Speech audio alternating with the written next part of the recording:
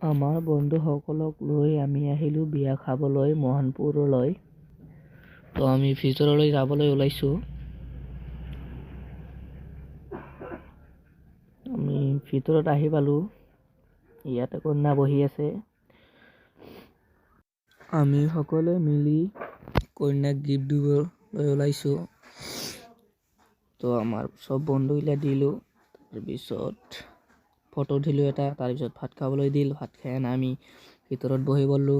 পিছত বৰযাত্ৰী আহিল। তাৰ অলপ পিছতে বম ফুটা আৰম্ভ কৰিল। তাৰপিছত আমি ভিতৰলৈ আহিলোঁ। ভিতৰত অহাৰ পিছত তাতে